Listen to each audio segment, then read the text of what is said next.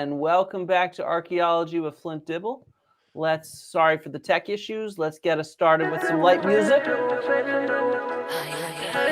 Censor video too.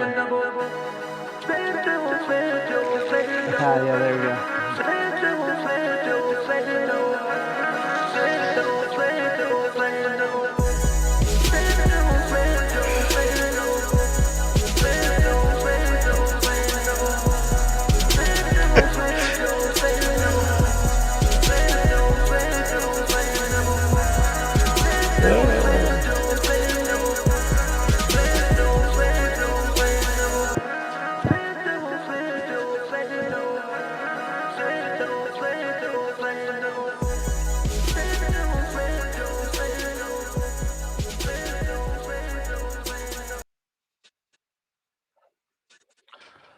All right, there's our new intro song that made by a fellow YouTuber, RM Brown, who discovered my name and decided to make music about it. Cool. So, Kenny, we're here with Dr. Kenny Fetter. And is it Fetter? Am I pronouncing that right? I don't even know. No, it's Fader. It's the long Fader. A sound in German. Yeah. God damn. Fader. All right. Kenny But I Fader. tell you what, man. My parents gave up pronouncing the name correctly because everybody would pronounce it as Fetter. And I once actually I had to get the power turned on in a new apartment. And so I made sure they understood my name. It's Fader. And I said, that's F as in Frank, EDER. And so I started getting mail to Mr. Frank Fetter. I said, no. Frank, F is F as in, after a while, you just give up. You just give up. But listen, Flint, I think this is important for me to get off of my chest right now. Because I know there are a lot of people who know me who are on your channel here, and they're saying, Kenny, what are you doing on Flint's channel? I mean, you're destroying your credibility. We see online Flint his colleagues don't respect him. His colleagues don't listen to him anymore. He's a dead issue. And I say, people, this may be true. I look at this as an intervention for you, Flint, to save your career, bring you back into the fold of archaeology. Oh, but wait a minute, you have like a really successful YouTube channel, don't you? Well, that's just because I lie all the time. But wait, I'm a fraud. Didn't you also like have this big lecture at the Society for American Archaeology meetings fairly recently about these topics? I mean, I did, but I don't think anybody attended. Oh, all right. Yeah, it was an empty room, and I recorded it. We'll save your career. Today is a day for saving Flint's career. Everybody, let's join in. Let's make sure that by the end of today, Flint will be back in the good graces of the archaeological community, or at least in the good graces of the people who trash him online for reasons that are not entirely clear to me. I mean, I don't think I'm ever going to be in their good graces. That's not now good graces with my colleagues. I mean, you agreed to come on the channel if you could intervene. So this is your chance. It's an intervention. It's absolutely. Sorry, I think you're now muted, so you're not allowed to talk anymore. So you can do whatever you want, but you are completely muted. Where's my? Oh, there you go. There's my finger. Jesus Christ.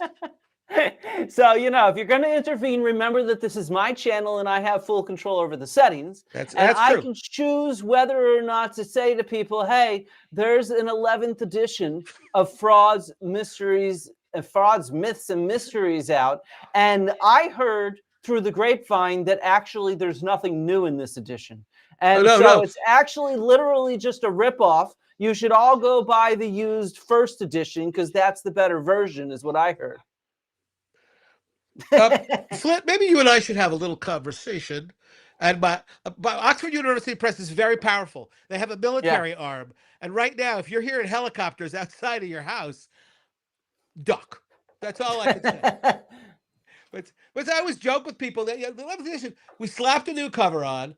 By the way, just in all seriousness, that's a photograph by an incredibly talented artist, Becky Burr, who has a great Instagram account. And I found her sort of accidentally on Insta, and she's got these amazing photographs. She's based in the UK of megalithic sites with astronomical features in the background.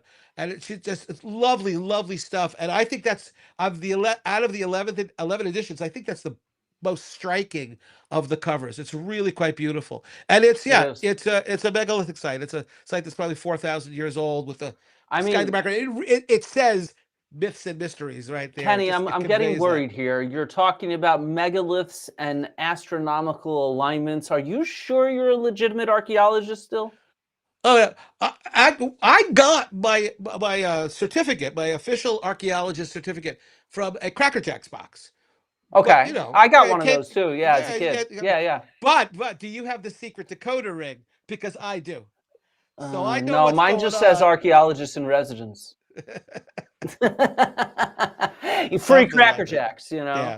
Yeah. But yeah, the new edition of Frauds is like literally hot off the presses. I tell people it's selling like hotcakes, and it's all buttery and with maple syrup all over it, which is kind of disgusting. But in any event, that was a joke, Flint. You can laugh at those. When It wasn't funny. it the here's the truth and the real deal. One of the canards that we get is the archaeologists are going to have to rewrite the textbooks now.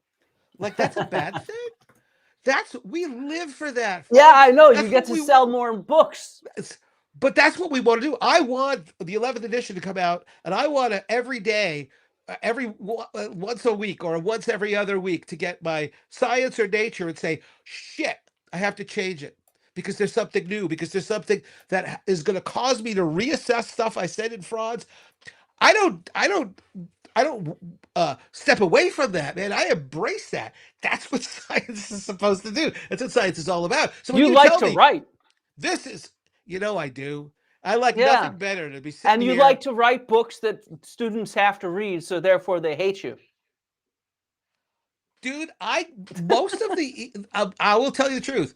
For that book especially, the emails that I get on occasion tend to be pretty positive, except for the people who hate my guts, who want me to die, who um who accuse me of the kinds of things that you've been accused of on in social media.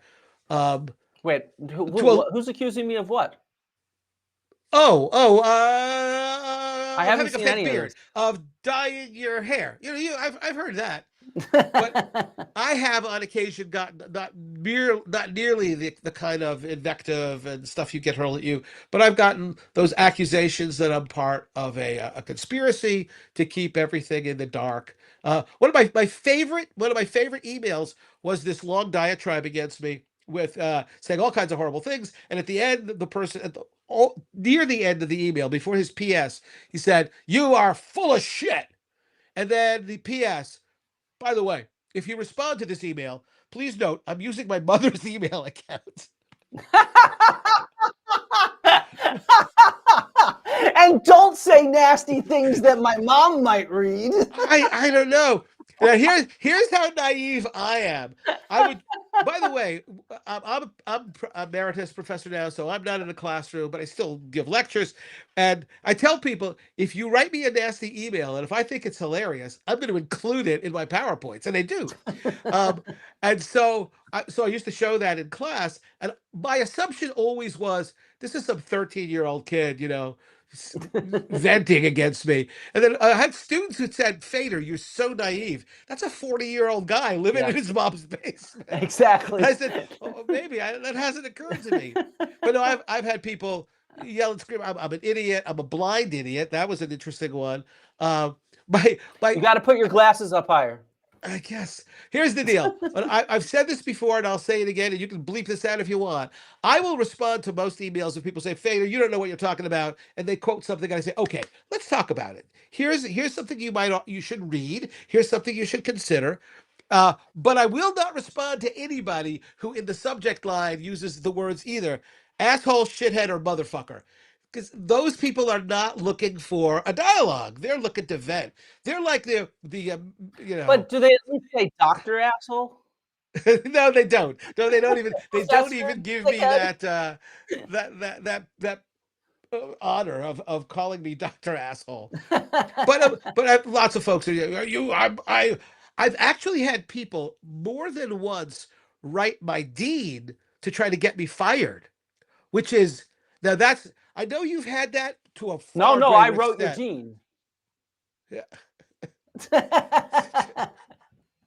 But no, it's, and my dean and I were like good buddies. We knew each other for years and years and years, and she would share them with me. She'd come in and say, "Did you want to see this?" And she would laugh and go about, we'd go about our business. And it was like, my gosh, if people have all this time on their hand to trash us, maybe instead read a book about archaeology and maybe get some I got background. a good book they can read. They can read Frauds, Myths, and Mysteries. Absolutely, absolutely, you should. My favorite, my absolutely favorite review of that book a few editions ago, and it was a colleague. I don't know the name. It was anonymous. It said Fader's book is. This was about using the book in class. Fader's book is filled with humor. It's like giving your dog a pill wrapped in cheese. I thought, all right, you know what? I like You're dogs. like, I is like that a cheese. I'm all about compliment? that. Is That's that fine. what is that? And I looked at that as as an affirmation, as a positive, right? Yeah, I think so. Yeah, I mean, I tend to think the best textbooks are kind of like a pill wrapped in cheese. Yeah, yeah, Yeah. absolutely. And it's like, you know, yes, there are textbooks out there that are way too long, that are way too expensive, that are in many ways not geared to the audience that's going to be reading them, because these are, for the most part, these are students who are not going to go on in archaeology. This may be the only experience, the only exposure they have to archaeology. And so, oh my God, make it fun, make it informal. Because archaeology this is exciting shit. And Hmm.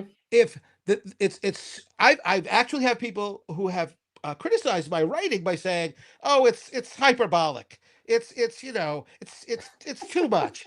Then don't read the book. If you want something boring, I got a list of boring books you can go get. But I want, and everything in my book, Any of all them that written by you? no, absolutely not. But all of any of the excitement that kind of exudes from the page, that's all genuine stuff. I'm stoked about this. I'm really excited about this. And I'm not angry about anybody who disagrees with me. Let's talk. It's fine. As long as you don't call me an asshole, a shithead, or a motherfucker, because then they're really, where do you go from there? There's not like a necessarily obvious avenue to go. I Um, mean, you could always escalate, I like know. douche canoe. Just reply back douche canoe.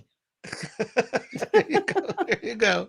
But it's like, but folks who are interested in dialogue, and this happened yesterday when I did this lecture on Zoom, where somebody talked about, well, what about those granite vases, Fader? They're absolutely perfect. And I said, well, look, here's the deal. They were polite about it. I said, look, I'm not an expert in Egyptian granite vases, but there are people online who have looked at this and say, that the fact that they are perfect, they're not. That's a gross exaggeration. It's just like the people who say the Great Pyramid, it's perfectly aligned and it's exactly this high. And you go, no, it's actually not. And that's not just us saying it. It's, here are the numbers. And I have found that there are folks in there in that sort of in between who are really interested in this stuff, and they think, well, maybe there is something to Eric von Daniken, or maybe there's something to Ignatius Donnelly, or maybe there is something to Graham Hancock, and but those people are willing to hear an argument about why we don't necessarily agree with their perspectives, and Hmm. that's the audience that we're most interested in, because those people are reachable, and they will allow us to have our say without immediately denying us because we're not confirming their biases. Yeah, yeah. I agree. I mean, as I've always said, look, I just want to talk and find people that want to listen and have that kind of Sure. conversation. And everyone else can go believe whatever the hell they want to believe. It's really that simple. Just don't be a dick to Dr. Asshole over here or to any of the rest of us in the field. I'm no longer in the field because apparently I've been excommunicated. So I guess please don't be a dick to me too. But, Yes.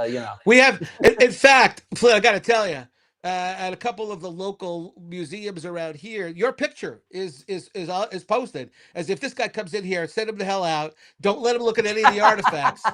No siree, Bob, because we just have completely. But that's, again, this is what the intervention is for. By the end of Yeah. today, maybe we can take some of those posters down, those wanted posters, Yeah, or let's not take those wanted down. posters, I mean, whatever. the number of times I've been turned away at the museum entrance is just insane. Like they're like, nope, not anymore. We used to let you in, not anymore. All right, And can I listen, Flint? You're making fun, right? I actually have heard indirectly that there was a museum that said that if I showed up, I should be escorted out. And it's the museum at a place in New Hampshire that's today called America Stonehenge. It used to be Mystery Hill. And I was on some documentary where, and I was very politely explaining why we think this is a colonial site. 9,000 artifacts found at the site. They're all from the 19th century or Native American. There are no Druid artifacts. There, whatever those would be. There are no ancient Celtic artifacts. And so I was pretty calm about it. And I actually, how's this for bizarre? A student of mine, her parents knew the people completely coincidentally who owned the who owned American Stonehenge, and it was a tourist place. You pay money and you go and see it. And apparently the owners told her parents, this was an archaeology student of mine. She did my field school, brilliant young woman. Uh, they told the parents that they should withdraw her from my university entirely. And then I was told, again, this is indirectly, that I was persona non grata at the museum. They have the on-site museum. And you I know, said, that's a real shame. You know, because but now you're gonna have to take it out of your book. what the truth is, I went and I wore like a hat low down. You I pulled a was Jimmy Corsetti at Göbekli Tepe, Kenny? Come Yeah. on. And I was really disappointed that they didn't recognize me or give a shit that I was there. And damn, that would have been a great story. Yep, you're just like Jimmy Corsetti at Göbekli Tepe. You wore I the guess. hat that you didn't have to wear, and you kind of looked like an idiot, and And you should have started. worn a mask with Yeah, my fingerprints, right? I should have worn gloves to hide my fingerprints. I get one of those things that makes my voice sound different, you know? yeah, exactly. Yeah, yeah. Ah, so that actually happens. It happens that we are not welcome at particular museums or sites. Well, what are you going to do? Yeah, what you gonna do? Whatever. Exactly, Screw them. They're exactly. frauds. You know, that's the whole thing. They're frauds. And on that note, maybe we should discuss a fraud besides you in the hat. I love that. The Cardiff Giant is my favorite When people say, "What's your favorite archaeological fraud?" And I said, "Well, I mean, obviously the Piltdown fraud is of far greater significance, far longer lasting power, and the Cardiff Giant was nothing, man. It didn't convince any scientists of its legitimacy, and it lasted for about 6 weeks. It was about 6 week Huh. period when it was out there before there was a confession that the whole thing had been a fake. You are looking at a photograph from November of 1869 in the little town of Cardiff, which is upstate New York. It's located Wait, wait, biggest city wait, wait, wait, nearby. wait, wait, wait. I'm in Cardiff right now, Kenny. Well, wait a minute. Look around. This guy might be there somewhere, huh? It could Well, be. I'm in Cardiff, Wales. Is there a different Cardiff? This isn't about Wales, dude. This is about a guy. There you I mean, go. he's There as you go. big as a whale, right? Yeah, almost. Yeah, we have a Cardiff, New York. I wouldn't be surprised if it were settled by folks from the area you're talking about. There you are, Cardiff Giant, upstate New York. The nearest big city is Syracuse. Okay. And see here, what the deal that happens is that there's this farmer in upstate New York, and his name, if you were making this story up, this is the name you would make up. His name was Stub Newell. So Not country stub bumpkin farmer toe. Stub. And well, actually, I used to have to tell my classes that the stub, this is true, was the result of an anatomical deficiency. And then they'd all laugh, and I said, "Get your minds out of the gutter. I'm not talking about that." The guy lost his toe. He had a stub for a toe because he lost it as a result Ah, of frostbite. Uh-huh. So Stub okay. Newell, It is cold up in Cardiff, New York, I oh, bet. no kidding, right? Yeah. So he hired a couple of dudes to dig a well on his property, and you see that there's a line pointing to a kind of body-shaped thing just to the right of the barn. Yeah, there you go. And the body-shaped thing is the giant. Yep. And so they're digging Aha. this well, and it's floodplain soil. It's good, clean soil, and not a lot of rocks. And they get down about 3 feet, and they hit something hard and large. And they call Stubb over, and they say, "Hey, Stubb, we don't know what this is." And again, this is all newspaper accounts later on, so we've got this all recorded after the fact. And Stubb apparently said, "Well, let's dig around and see what we've got there." And when they were done, by the time they were done, they found it was a 10 or 11 foot tall, what looked like a giant naked guy turned to stone. Now, So, do you think he's one of the dudes that built the pyramids? no, no, no, no. He's the Nephilim. So he's the result of angels falling from heaven Ah, he's a after the Garden of Eden, Nephilim. and then and doing the deed with human women, and then giving birth to giants. Of Hey, course. listen, I'm not read Genesis, and that's essentially what happens. I gave this Essentially. lecture years ago to a group called drunken skeptics. So Okay. so their whole deal was they would drink and drink and drink until they got drunk while I was giving my lecture. So they were And very so until they got drunk, they believed anything, and it was drinking. I can't swear to that, but maybe. Now, I did a History's Mysteries on the History Channel on the Cardiff Giant, and they were this is all related, and they're testing sound, and I didn't want to do the usual boring testing 1 2 3. So instead, in my normal voice, I said, "Well, if I had to describe the Cardiff Giant in a sentence, I would just simply call him a giant naked guy." And they said, "Okay, Fader, we got your levels, all good." I tell all my students, go watch me on History's Mysteries. I tell all of my colleagues, every damn time they came back from a commercial, in the background, you hear me saying, "Giant naked guy." And that's what we're looking at here, the giant naked but guy. but now when I gave the lecture to the drunken skeptics, they shook my hand. A month later, I got a mailing from them. It was a T-shirt that on the front said, "Ask me about the giant naked guy." Which, dude, you don't really want to walk around campus wearing that T-shirt. Ask me about no, don't ask me about the giant naked guy, for God's sake. So there's He's the up in giant naked Cardiff. guy. There is in fact the giant naked guy. Now, in the background, top of the photograph, you see all those people, their feet. Those are neighbors. So apparently they found this thing on a Saturday. Stubb invites all of his neighbors to see this spectacular discovery, who they're starting to call the Goliath of Cardiff. So they're making a connection to the Cardiff Giant.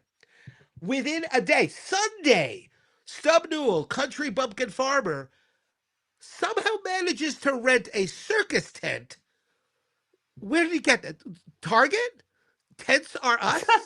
Gets a circus tent and he wrecks it over the giant and he starts charging people a quarter a pop to see it.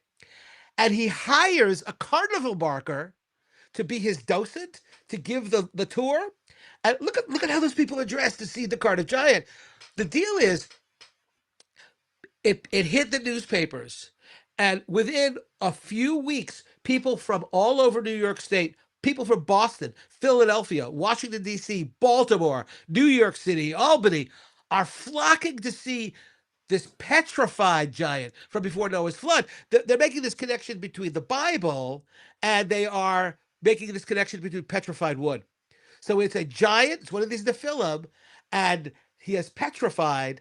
That's the phrase from the Bible. There were giants in the earth in those days, and also after that, when the sons of God came in unto the daughters of men, and they bare children to them, the same became mighty men, which were of old, men of renown. So there you go. Maybe that's who the Cardiff Giant is. He's one of those dudes. Now, Yeah, can you go back? maybe. Go back to that engraving, because I love that. Which what was it? This That one. that one right there. So 25 or so people at a time would be brought into the tent. There was a sheet placed over the giant naked guy. All right. Well, of course, you notice And a there's a leaf in fig a leaf very nice strategic over location. his unit, right? And then the It's an docent would absolute unit. pull. would pull the sheet off. This is a quote from a newspaper of the time. Grown men would gasp and women would faint at the sight of the Cardiff Giant. I mean, whoa.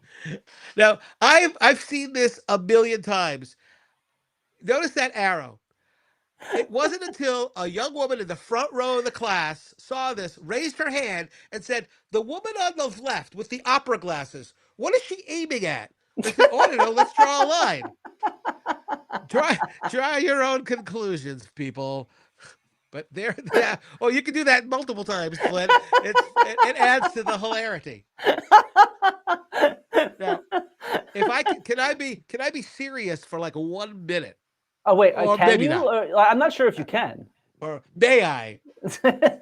You can try. I'm not convinced that any of these people believed it was real. Okay. But what they were responding to, and I think this is true in so many cases of archaeological fraud, myths, and Mm. mysteries, they were responding to the controversy. What was Mhm. exciting wasn't, is he real or not? Whatever. It's that scientists are saying no, and they were saying that almost immediately. And the people displaying it were saying, "Oh no, man, that's the real deal," and that's exciting. That's interesting. Look, they're having a fight. It's kind of like today when two people you don't know are having a fist fight in a city, and everybody's got their cell phones out. And they're, I mean, really, why do you give a shit that two guys are fighting? You don't even know these people. But wow, it's the fight that's interesting. It's the fight that's important. Exactly. And I don't know if you saw my SAA talk, Dr. Fader, but I part of Oh, my absolutely, I did. Yeah. arguments about public engagement is we should be engaging in this kind of drama because it draws eyeballs, which lets us share scholarship and education and evidence with people, and we should not hesitate from that because otherwise it's the bad actors that are taking advantage of the drama. Yeah, I agree Yeah. with you 100%, Flint.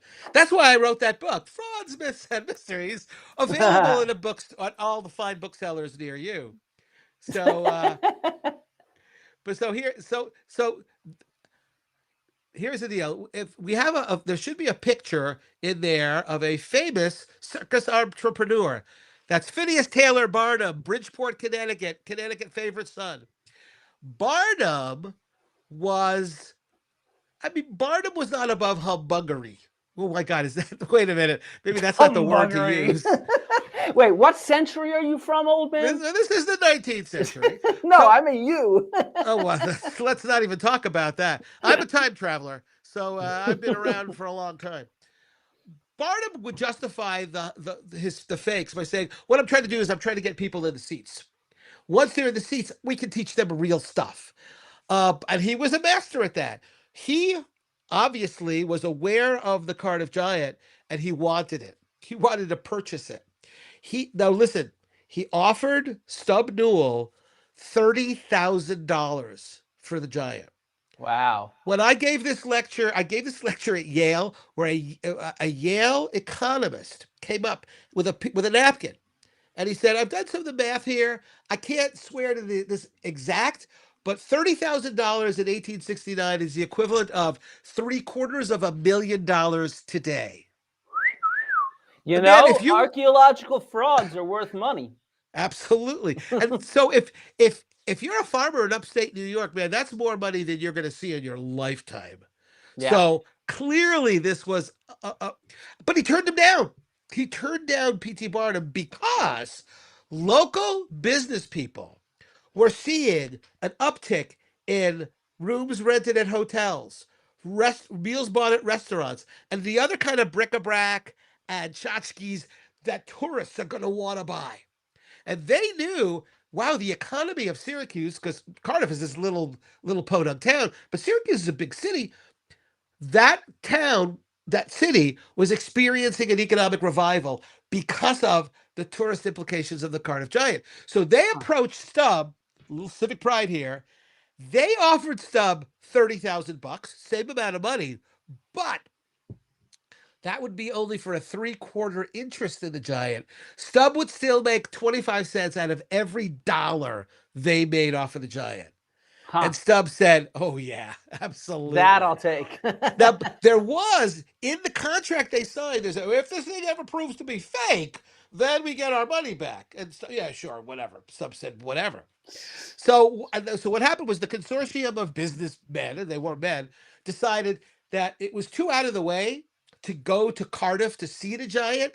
So they lifted it up and they moved it to Syracuse. And there's a geological hall in Syracuse. That's a contemporary photograph of them raising the giant up. And they bring him to Syracuse. Wait, They wait, wait, up. wait, wait, wait, wait, wait. I'm confused how they could lift this without modern machinery.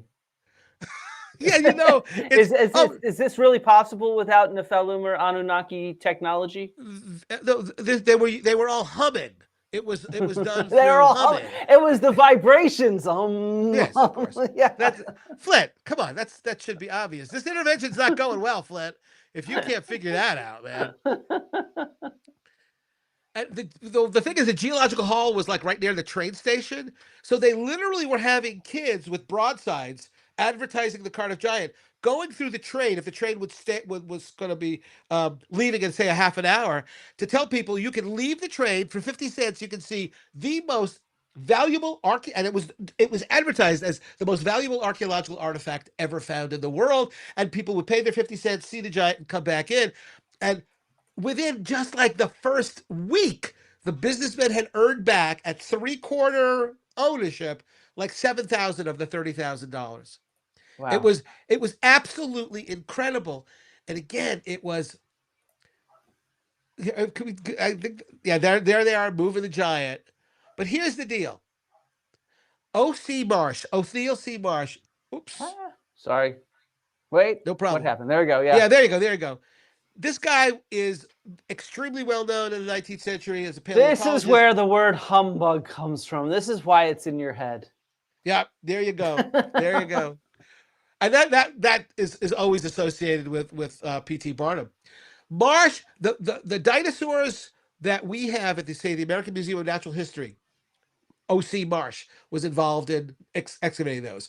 He was at Yale Peabody. He was at taught at Yale, and he was a director of the Yale Peabody Museum. And so the dinosaur bones there, O.C. Marsh. A lot of dinosaur bones that you see in museums in the Northeast, if they're from the 19th century, he was involved. He went and looked at the Cardiff Giant in November. So this is, man, it's just not that long. It's a couple of weeks after it was discovered. He said it is a very recent origin and a most decided humbug. Very short exposure of the statue would suffice to obliterate all trace of tool marks and also to roughen the polished surfaces. But these are still quite perfect, and hence the giant must have been very recently buried. I'm surprised that any scientific observers should not have at once detected the unmistakable evidence against its antiquity. What's cool is a sculptor, that name was Palmer, came and looked at it, at the giant, and he came away saying, that stone is gypsum. It's a really soft rock. I don't think that giant has been in the ground for more than a year, which is almost exactly right.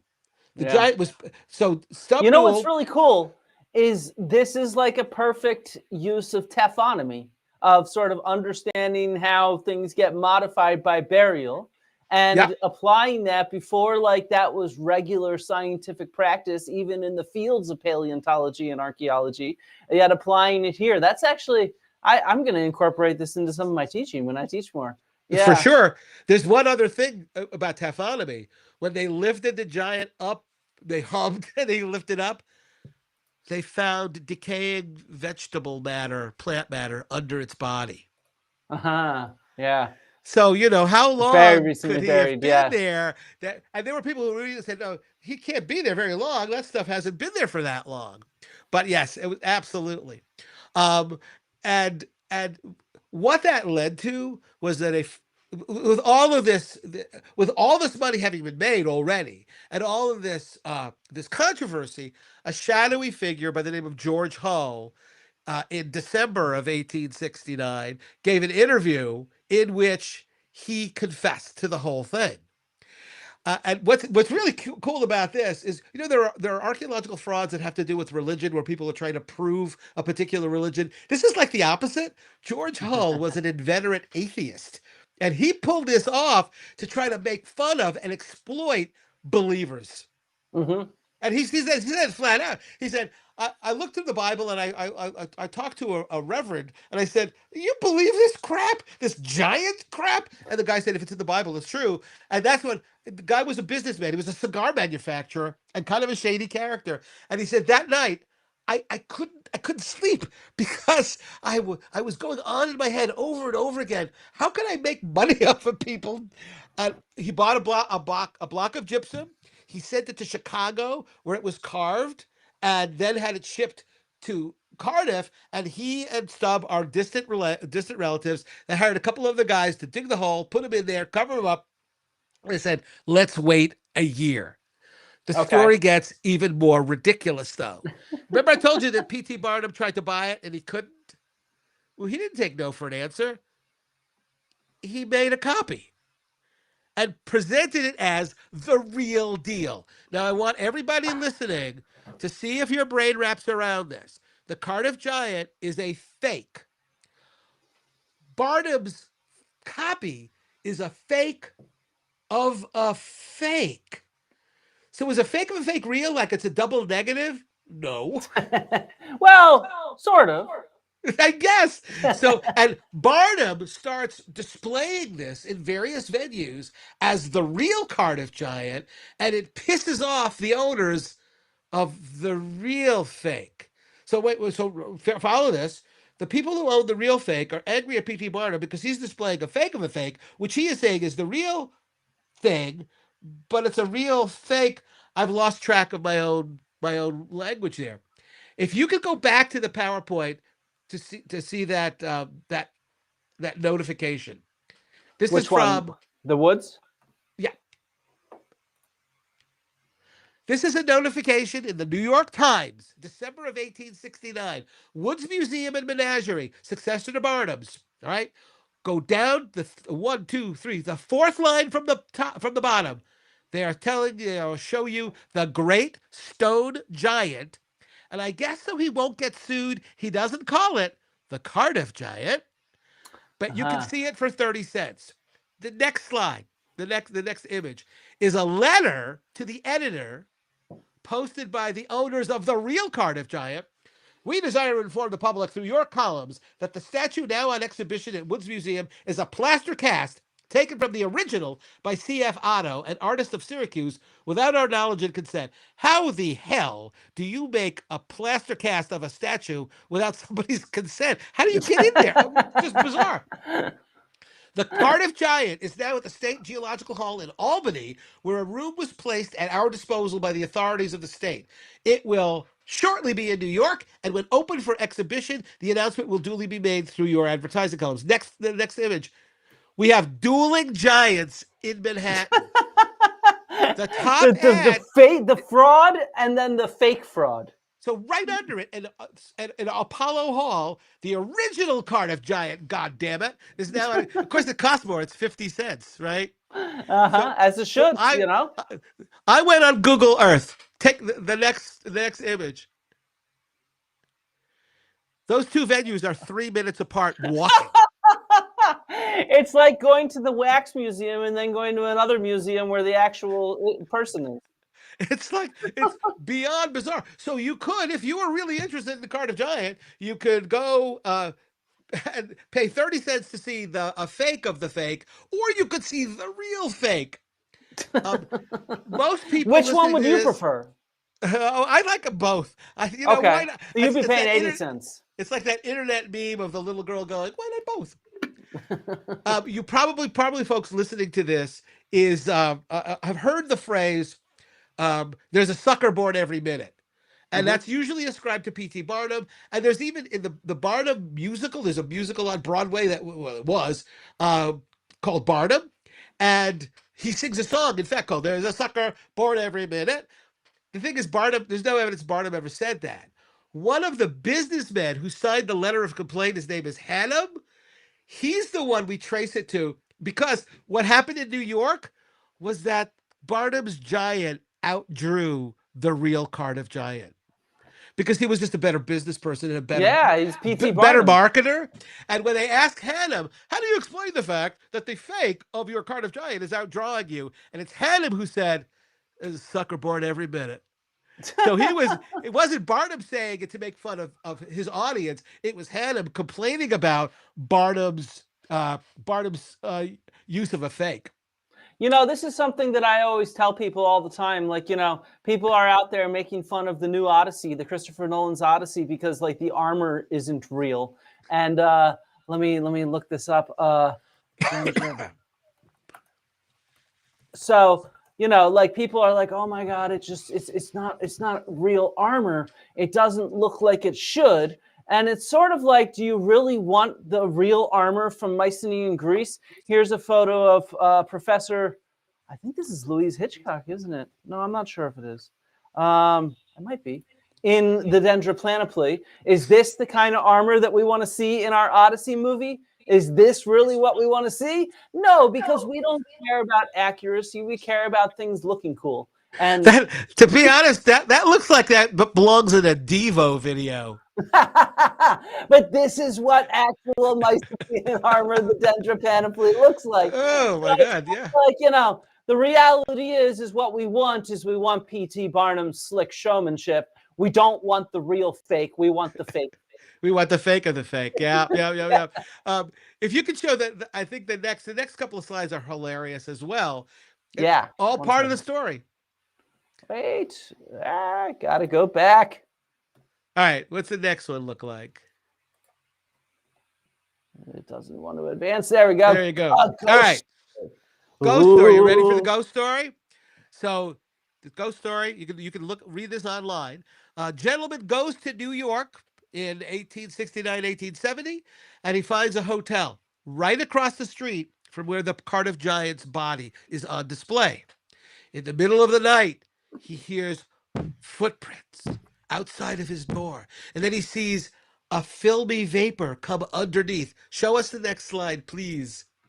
Oh, there you go. There, that's it. The door did not open, and yet I felt a faint gust of air fan my cheek, and presently was conscious of a huge, cloudy presence before me. I watched it with fascinated eyes. A pale glow stole over the thing. Gradually, its cloudy folds took shape. An arm appeared, then legs, then a body. At last, a great sad face looked out of the vapor.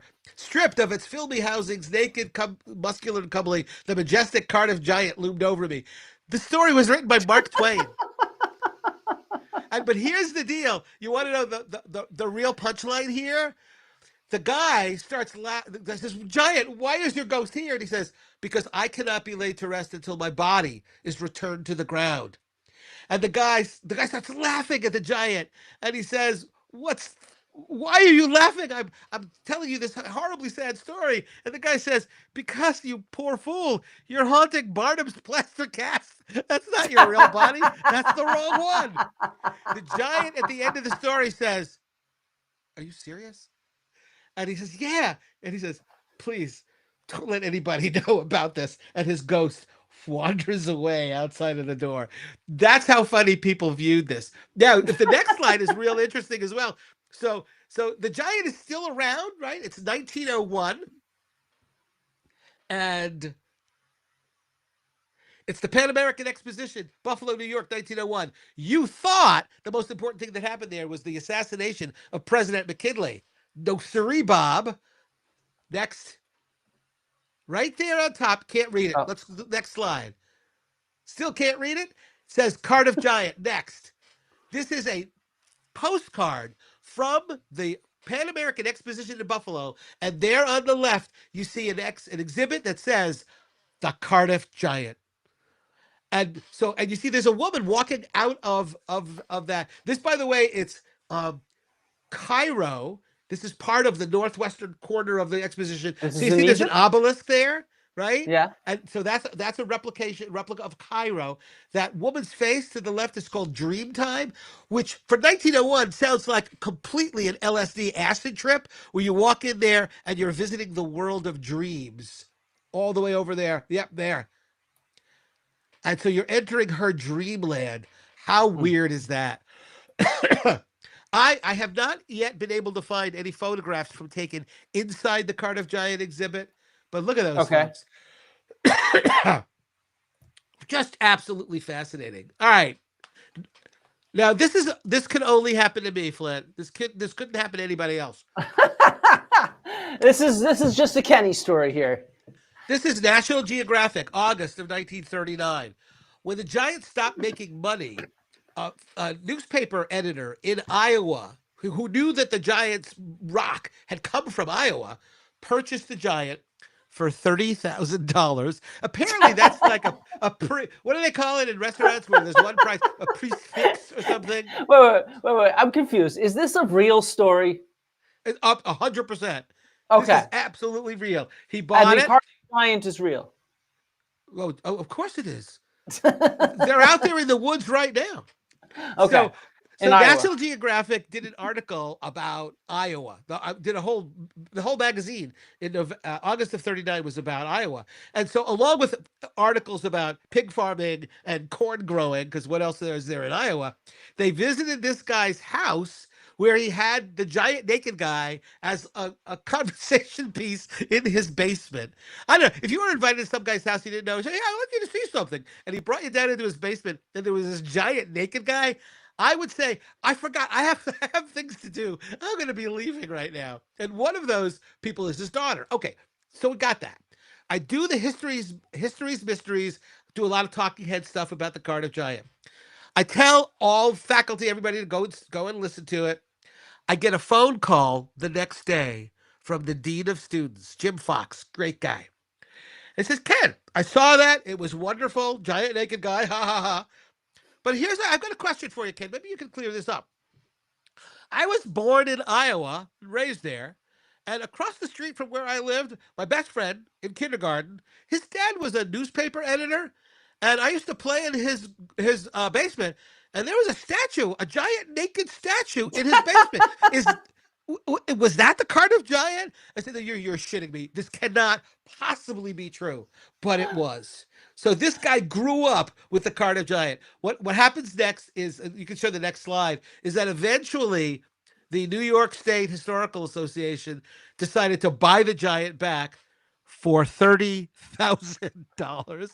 Perfect price. If you invest in a Giant, it doesn't apprage, but it Yeah, doesn't go down in value inflation, either. especially after the Great Depression, it's worth a lot less. Yeah. So, and it is next image is from them laying the poor boy to rest. He's got his little flowers on his chest. And the next one is a photograph taken recently at the Farmers Museum in Cooperstown, New York. Go to Cooperstown, go to the Baseball Hall of Fame. And it's a beautiful outdoor museum with 18th and 19th century buildings, and there's like a farm, and there's a bank, one of those kinds of things. And when I was a kid, the Cardiff Giant was in a little lean-to outside of a barn. But I guess they figured, well, you know what, this thing deserves more attention. So it's the last I saw it, it was in the visitor center museum, and they've got that banner in the background is a replica. There's a copy of an actual banner that was used when they brought the Giant around. And notice what's cool about the banner is that we know that P.T. Barnum offered $30,000. Now they're saying it was $150,000. Maybe that's which is actually $750,000 in today's money. So it's all wrong. Now, you can show us the next one, please. So now, wait a minute. George Hull, who's made a ton of money off of this thing, goes back to the drawing board. And this is something that anybody interested in archaeological frauds has to realize, that the fraudsters don't really give a shit if you show that it's a fake, because the controversy still gets the money. But then what they do is they use your corrections. You go, oh, here's why the Cardiff Giant is fake. 1, 2, 3, 4. That's like a primer on how to do a better job. What Hull did. This is what I tell our colleagues who argue with the pseudo-archaeologists all the time. Stop telling them how to make up a better lie. Yep. This is some kind of a polymer that some guy was working on in the 1870s. He included in it blood and bones, so that if anybody were to drill a hole into it to find out what's in the inside, they would come up with actual bone. He also, this is exactly what those mummies. Oh my God. And the other thing is, you can't see it here. He gave it like a foot-long tail. So it not So only the would first freak out giant the had like a foot long hot dog. well, there you go. There you go. This one has a foot long tail. Yeah. By the way, since YouTube is strict with censorship, I appreciate you not showing any X-rated images. But There you go. those Yeah, of you absolutely. that are actually interested in seeing like the naked dude in his glory, just go to the Wikipedia page on Cardiff Oh Giant, yeah. and it's not PG-13, let's say. Listen, he was naked as the day he was born. Yeah, Now, exactly. the deal is, there's so many interconnections here. Hull ran out of money making this thing. And so he contacted a guy who he knew had a lot of money, P.T. Barnum. So he went to P.T. Barnum. P.T. Barnum sent a representative out to this barn in Pennsylvania, took a look at it and said, yeah, this is pretty good. Barnum decided, I think Barnum gave him 20,000. So the price has gone down. And Hull wanted to bury this thing in Connecticut. And Barnum said, no, we can't do that. Connecticut, it would be immediately associated with me. So they shipped it out to Colorado. They buried Okay. it in Beulah, Colorado, which is south of Denver, hour south of Denver. And then a gentleman shows up in Colorado looking for fossils. He digs it up. And later on, we find out, well, he was an employee of P.T. Barnum. So he kind of knew where to look. And but I'll tell you what, Flint, for a time, there were people taking this very seriously and Of saying, course. okay, yeah, the Cardiff Giant, okay, that was a fake. But this one, Mhm. man, this is the real deal. That's something we see again and again. When fraudsters learn their lesson by listening to archaeologists, they come up with a better fake. Yeah. This was a And better it's fake. the Bosnia period's crap. It's Gunung Padang. Gunung Padang's crap. It's Göbekli Tepe. It's just, yeah. Yep, it's again and again and again. And so, I love the Cardiff Giant. I have this long personal history. I probably saw him first when I was 12 years old, and we Huh. went to Cooperstown to the Baseball Hall of Fame. And I never imagined at 12 that someday I would write an entire chapter in a book about the Cardiff Giant. But it's I guess one of the funny parts too is that textbooks, when they go into multiple editions, they're shipped around to other to colleagues to say, okay, what do you think you should do in the next edition? And it was fairly common for a while for people to say, oh, the Cardiff Giant story, it's really interesting, it's fun, but it doesn't belong in a book about archaeology. And I would argue, oh no, are you kidding me? Yeah, I mean, Of course it it's does. not like an artifact, but it is an artifact. Yeah. And the hilarious And thing as now you is, said, it was advertised originally as archaeology. yep, absolutely, it Yeah. was. It was the most valuable archaeological artifact ever discovered. And the deal here is, though, within the last 10 years or so, there are people out there on the internet saying, oh no, the Smithsonian Institution has evidence of biblical giants and they destroyed them all or they're hiding them all. And these are folks who No. go back to 19th century newspaper articles about giants that turn out to be misinterpreted, woolly mammoths, or just completely exaggerated in terms of their size. Andy White, archaeologist Andy White, brilliant guy. He's got some really important stuff about this misapprehension about what those newspaper articles mean. But I'm waiting for somebody to say the Cardiff Giant, that was real. Yeah, it's absolutely real because there were giants in the earth in those days. But it's Yeah. a great object lesson in archaeological fakery. I think it's a great lesson, and you have so many different themes in it that we see today, which I think is key. And I think one of those, the misuse of 19th century sources, which were fakes and stuff like that, that happens throughout fraudulent archaeology. And Right, so, absolutely. I think that's really key. And then I think at the same time, you can just see these kind of fakes in that Moat and Bailey technique of, all right, we'll learn our lessons from the Cardiff Giant and we'll move on to this new fake. And it's just, this game never ends. Yep. It's like whack-a-mole. We'll talk about some other time. We'll talk about the Newark Holy Stones, which are stones found in Native American burial mounds in Ohio that have Hebrew writing on them. The first stone had the wrong kind of Hebrew. It was a modern version of Hebrew. It couldn't be 1,000 or 1,500 years old. The funny thing is, I have a replica of that, and I was carrying around campus, and I ran into one of our librarians who is an Orthodox Jew and is fluent in Hebrew. And I showed it to him, and he said, "What is that?" I said, "Well, this was passed off as an archaeological artifact of being like 1,000 years old, found in Ohio." And his immediate reaction was, "It's the wrong kind of Hebrew.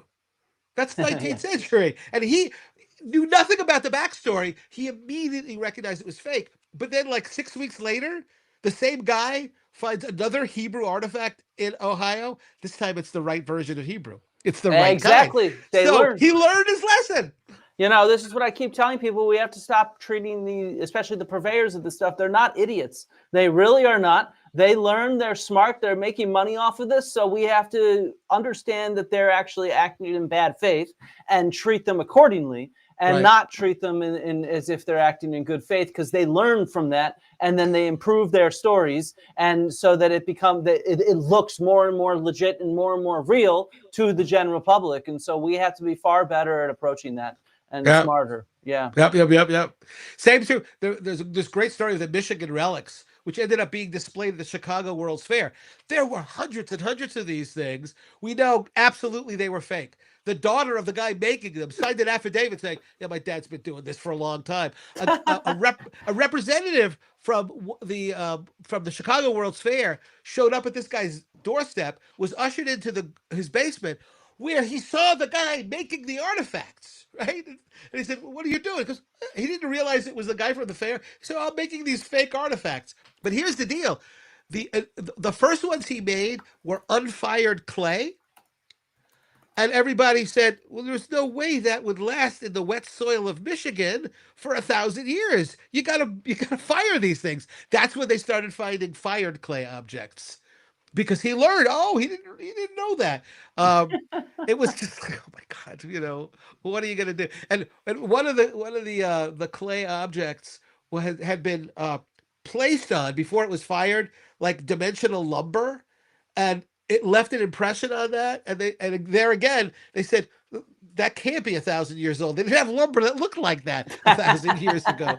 So again, you learn your lesson. You make a better fake, make a better fraud. Are Yeah. we doing? Are we doing a huge disservice here, Flint? Where all these people are taking notes, going, "Okay, I got to learn how to make a better fraud."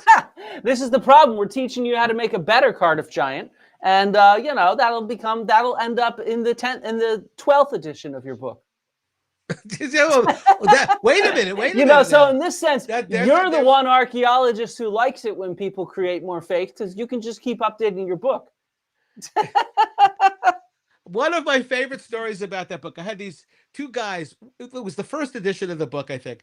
These two giant guys. These guys they looked like football players, but they weren't. And I thought they were jocks. And I thought, oh man, they're not going to be. They were the best students I ever had. These guys asked lots and lots of questions. They would follow me back to my office. This is the book, the class where I teach the frauds book. And they would ask questions. They were great. At the end of the semester, they looked really serious. This was hilarious. They said, "Dr. Fader, we need to talk to you." I said, "Okay." And they followed me to the office. They closed the door. And I said, "What the hell is going on?" They say, "Listen, Dr. Fader, we love your book. You're never going to get rich with that." I said, "I don't intend to get rich." People don't want to read about their stuff being disproven or debunked. They want to accept archaeological frauds. And I said, "Well, I get that." And they said, "So what we think you should do, we think you should perpetrate an archaeological fraud." And I said, This is the "What?" question I was going to ask you. Okay, go on. But listen to their argument. They say, "Dr. Fader, that fraud will be successful because it won't have you to debunk it."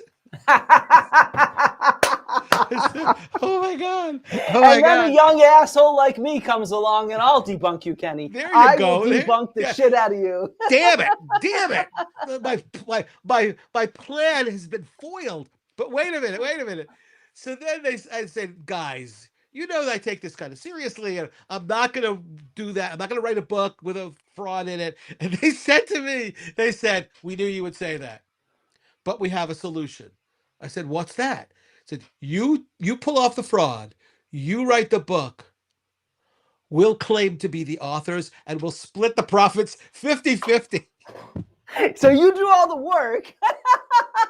Well, in fact, I actually Wait, wait, freaked wait, them out. wait, wait, wait, wait, wait. Is this how Fingerprints of the God got written?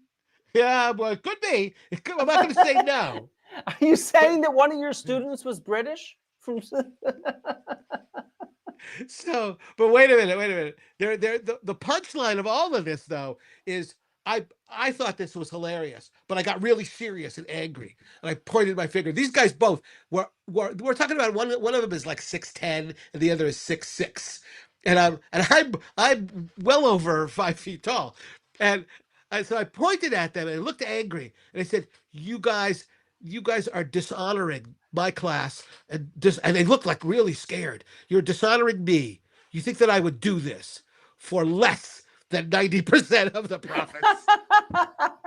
And they said, all right, well, we could discuss it.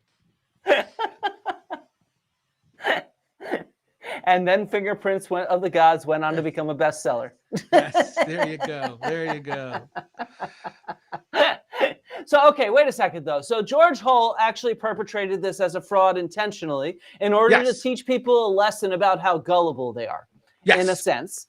And I've heard a lot of people say, well, why don't we as archaeologists come up with an amazing pseudo-archaeological story, and then afterwards do that exact thing, reveal that actually we were behind it, it's all bullshit, you all believe a bunch of fraudulent crap.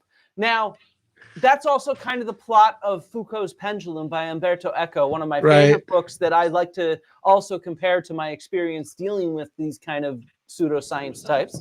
So what are your thoughts? Do you think if we concoct a fraud, do you think we could teach people the lesson and how gullible they are? All right. Let me explain why that's a terrible, awful, horrible idea. God damn it. I thought we could get rich and support our field at once. And here's the deal. James Randi actually sort of kind of did that by hiring a couple of young guys who were magicians who went to a research lab where they were studying paranormal telekinesis is what they were studying. And these guys used more or less standard magic tricks, and they fooled scientists. Now, the lesson there learned was just because you're a scientist doesn't mean you're an expert in magic. And and that was one of James Randi's major points, was that you're not trained to look at intellectual dishonesty. You're trained to look at data and come to conclusions.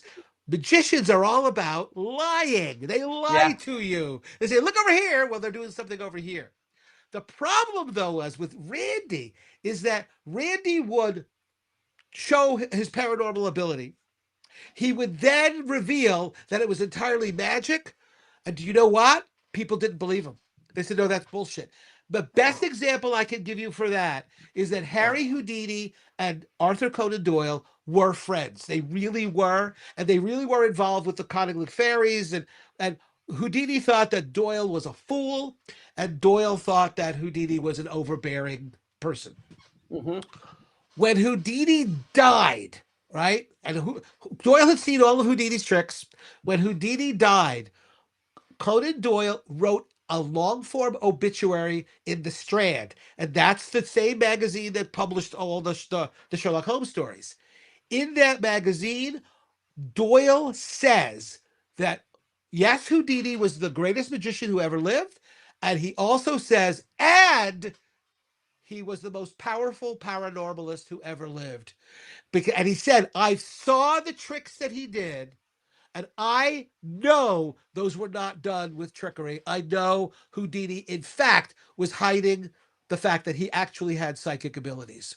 Yeah. So it's a really interesting take on Doyle, who basically was saying, I'm too smart to be fooled. So when I can't figure it out, you're not fooling me. It's real. And so you're saying Arthur Conan Doyle believed in magic? He believed that there's some forms of what was presented as magic wasn't magic at all. It was power. Houdini did a trick where he was put in like a coffin and all locked up, and then it was put underwater, and then at the end of the trick, he walks out from behind stage. And you say, "How the hell did he do that?" Arthur Conan Doyle believed that Houdini could dematerialize. Hmm. And the I thing believe is, that too. Houdini explained the hell out of that. Houdini told Doyle, "I have no idea how that trick works, and the night before I do it, I'm really concerned that I'm going to die, and I go Just in the not gonna coffin, reappear. and then out of nowhere, I'm no longer in the coffin." And Doyle believed that, and he told that to other people that Houdini actually could disappear and show up somewhere else. So what your point is that if we perpetrated a really believable fraud using all of our knowledge and expertise, we could make it so believable and convince so many people that when we pulled the rug out from under them and revealed it was all a fraud, most of them would still end up believing in it anyway. It's a big archaeology cover-up, my friend. Yeah, this Can't is. you You can't heard it believe here. anything we say. We're not going to do this. We've never done this. You did not write fingerprints of the gods. This is. I'm reading the comments here. Houdini is still alive. I saw him with an Elvis at a bar the other night. Thank you, Franklin. I think you're correct. You may be I mean, correct. and Sir Arthur Conan Doyle was there too. Yeah, no kidding, right? There he was. He is an interesting character. I'm in another part of my life. I'm kind of obsessed with Sherlock Holmes, including I even have an article in Sherlock Holmes magazine about the connection between Hound of the Baskervilles, especially, and archaeological landscapes, because he used those as using Jeb Card's phrase, it's spooky archaeology. So that archaeological sites are somehow they are possessed, and that's why some in a couple of the stories that these paranormal activities occur within the context of an archaeological landscape. That's really cool Yeah, stuff. yeah. So, okay, tell me, how much time you got? Do you want to go on to the Decalogue? You want to wrap up with some more jokes? What do you want to do? We can, if people want to see the Decalogue, that's a little bit more in the weeds, more inside baseball, inside archaeology. We can do that, and then maybe wrap it up Okay, yeah, because I let's have do some it. more time. Yeah, sure. If you have time, I'm game. Though we have like nearly 200 people here, and there'll be a lot more that watch the recording, so That's it'll be awesome. good. That's awesome. Yeah. I think this is a really interesting story, and it shows how combining history and especially geology allows us to debunk an archaeological artifact. All right, the Los Lunas Stone. Los Lunas is a town in New Mexico. I don't know if it's 45 minutes south of Albuquerque, maybe something like that. Okay. And it was here's first problem: the earliest historical reference to the Los Lunas Decalogue Stone. It's the Ten Commandments etched into a stone. Is 1933. So it's never mentioned before that. Although one of the people in Los Lunas said, well, I saw it 50 years before. So that's what this is, a volcanic landscape. It's all basalt. That's Hebrew writing of the 1,000, 1,500 years ago. If you show the next slide, you see the size of it, because there's me. Somebody said the fact that he says he's well over 5 feet tells me he's less than 5 feet tall. I'm about 5'6". I'm actually 5'6". So it's like, Okay, so you are taller. That's in heels, though, right? I know. Wait, listen, no, that's with socks on. But I always Okay. tell people I am the average height for an Egyptian during the Fourth Dynasty. So now the deal is Hebrew goes from right to left, and yes, that's the angle of the boulder itself. The next slide shows the boulder going flat, so you can, now that is Hebrew. Okay. Shalom. The thing that immediately struck me when I saw the Los Lunas Decalogue Stone. So, okay, why this is the middle of New Mexico. How did ancient Hebrews get there? Is there a trail leading them to Los Lunas? No. Are there any artifacts found there that can be dated to the Middle East? No. Any dates that can be? No. And my immediate reaction though to this is, wait a minute. Do you notice That color, that orange color, is a patina, right? That is Hmm. what happens when that basalt, which is gray and black, is buffeted by sand, burned by the sun over and over again. And so that's what the message is etched into. But you'll notice, go back to the next one, that there Yeah. are that black, the boulder has exfoliated in places where the patina has sloughed off. But what do you notice about the lettering?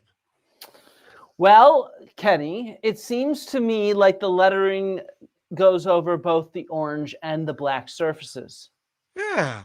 Now the lettering is not very deep, so how could that happen if that surface exfoliated? It would have Could it to have have been, exfoliated before it was inscribed? huh? Do you now looking at that? Do you see any repatination of that basalt? No, but climate and environment changes over time, so it's possible that there's just been no new patination since then.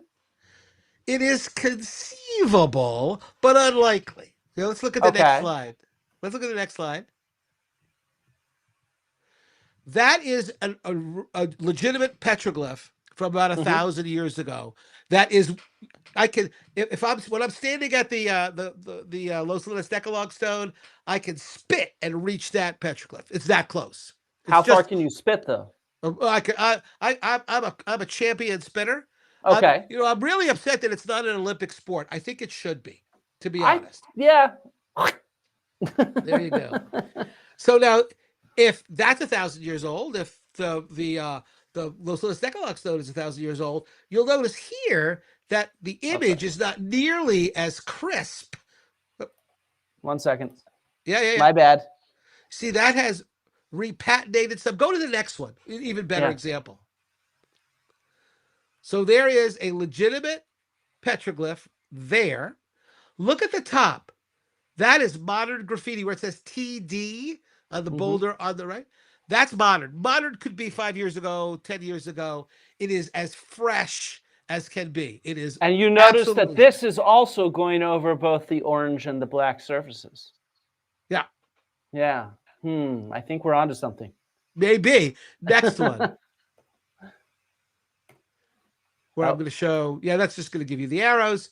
The next one, I am showing you the wait. petroglyph.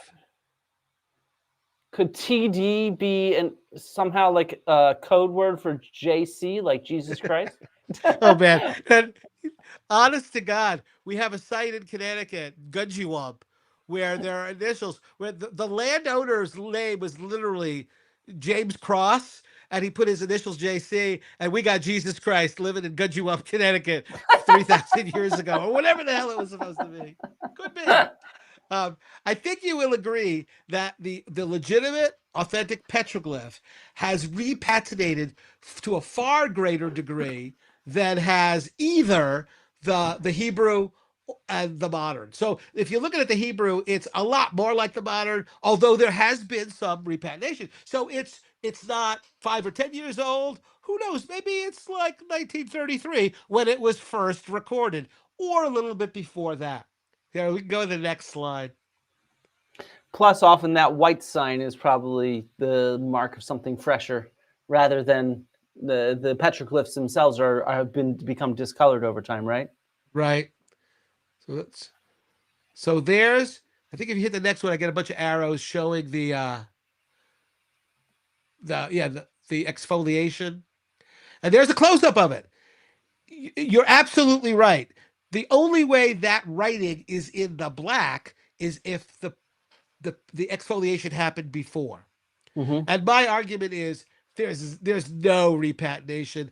The climate hasn't really changed that much in central New Mexico. You would expect there to be at least the beginning of a repatination there, and there's none, which tells me that exfoliation, it just didn't happen that long ago. If this were legit, if you can go to the next slide, let's see if that works. One more slide. That's what it should look like. Yeah. That would have come off with the exfoliation. Now, Hmm. this is another good object lesson in looking at archaeological frauds. Flint, I can't tell you who did this. I don't know. Okay. It was But the someone who fact knew that I Hebrew, don't though. know, the fact that I can't prove, the one rumor is that it was it was students at University of New Mexico who are pulling a trick on their professor that they did it in the 1930s. It's a good story, but there's no evidence for it. I've heard that there was a Mormon battalion in the area in the 19th century, and a lot of these Mormons learned ancient Hebrew because it was part of their way of worship, and so maybe they did it as a joke, as a historical marker, as memorializing the Ten Commandments. Neither of those stories. I could make up stories and make up stories. I don't have any evidence for it. All I Yeah. can do in this case is the fact that I don't know who did it doesn't mean, well, then it must have been ancient Israelites. I can tell you that I am pretty sure that we're looking at something that is not terribly ancient, and that it was that yes, there were European settlers living in New Mexico at this time who certainly could have known Hebrew and know the ancient form of Hebrew and have done that for shits and giggles for some religious reason. I don't know. I'd love for somebody to be able to solve that, but here's what I'll tell you. 1933, 1880, somewhere in that line, that's when this was made. It's not 1,000 years old. It's not 1,500 years old. It doesn't reflect. Let me just stop right there. You know, the internet, is it a meme? Picture it didn't happen, or a cliche, right? So I'm driving to work. I say, dude, I saw a moose. And they go, yeah, sure you did. Picture it didn't happen. The archaeological equivalent of that is artifacts, or it didn't happen. If Hmm. if ancient Israelites are living in Los Lunas, New Mexico, long enough to carve the Ten Commandments, and if they're traveling around New Mexico, they're going to drop stuff, they're going to lose stuff, they're going to throw stuff away, and archaeologists are going to say, WTF, this is not native, this is not 19th century, this is something else. And Yeah. that's going to lead us to that is conceivably that's going to be evidence that, yeah, ancient Israelites were in New Mexico.